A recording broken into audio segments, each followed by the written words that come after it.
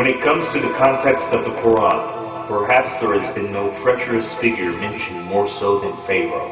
History teaches us that the pharaohs had set up certain mystery schools that played a prominent role in the mass control of the hearts, minds, and status of the masses.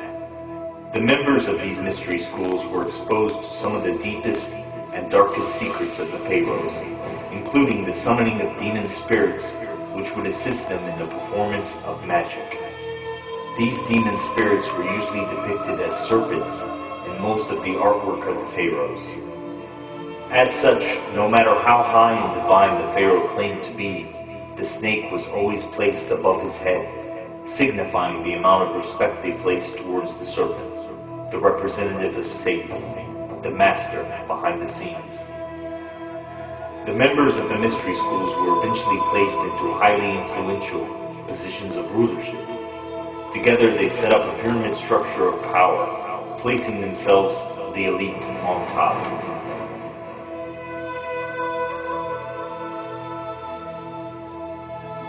By setting up this system, they would thus become in complete control of the religious, monetary, judicial, agricultural, and medicinal aspects of the society. By this, no common man would be able to acquire medicine to heal his wounds, food to feed his family, or prayers to save his soul without having to go through the system first, to which he would always have to pay a great price.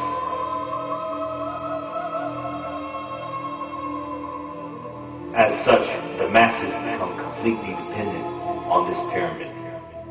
Knowing that this system would not last long before a mass revolt of the people, the elite put into play the use of magic through different forms in order to keep their people under mind control, thus allowing their system to continue to flourish. Through the summoning of demon spirits, they were able to perform visually entrancing magic to further support their claim of divinity.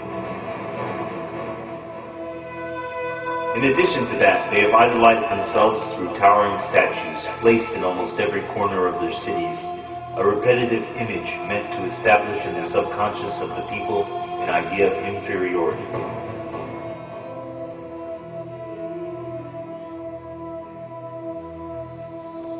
Perhaps one of the greatest pharaohs in history, and the one who most perfected this pyramid system, was Ramses II.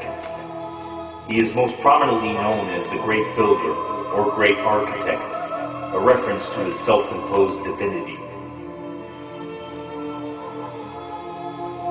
Many Islamic scholars tend to discern that it is this Ramses II that Allah was referring to in the Quran as the Pharaoh of Moses' time. He was later called by his successors the Great Ancestor, due to him carrying the prominent bloodline which, interestingly enough, ended up as one of the ruling bloodlines of our time.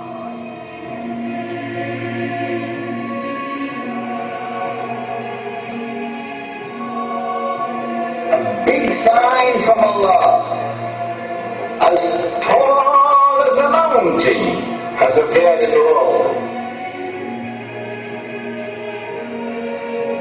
How did Pharaoh die?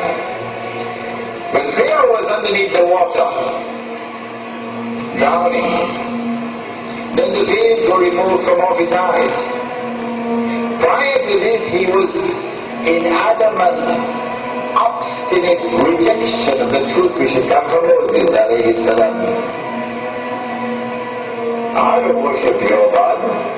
Ana rabbukum al-a'la. I am the Lord Most High. But when the veils were removed from off the eyes while he was drowning, now he realized, Pharaoh, boy, you're not God anymore. That is the true God that they worship, Moses and the Israelites. And so he declared his faith in the God of Moses and the Israelites as he was drowning. And Allah then said to him, now Pharaoh, Allah, وَقَدْ عَصَيْتَ قَبْلَ, and before this you were in arrogant, obstinate rebellion and rejected.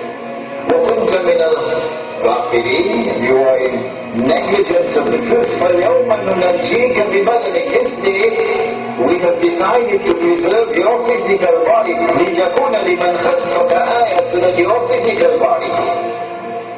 when it is rediscovered, when it resurfaces in history, your physical body would be a sign from the Lord. وجاوزنا ببني إسرائيل البحر فأتبعهم فرعون وجنوده بغيا وعدوا حتى إذا أدركه الغرق قال آمنت أنه لا إله إلا الذي آمنت به بنو إسرائيل وأنا من المسلمين.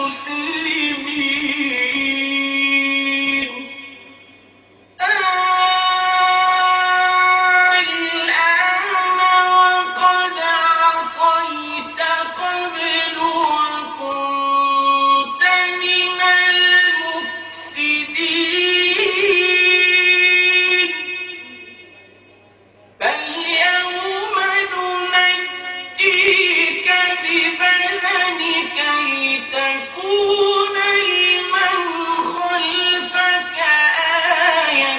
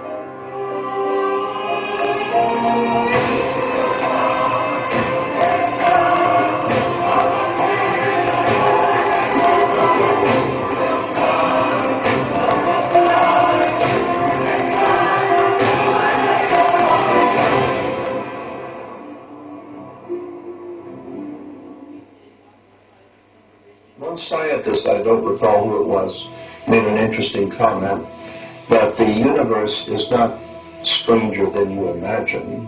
The universe is stranger than you can imagine. I don't see how anyone could possibly say that they are well informed about the modern day world and not realize the importance that this country has played in the development of Europe and the rest of the world. If the Quran is meant to be a book of all times, then viewing it as such would bring up the question, who are the people of the Pharaoh today?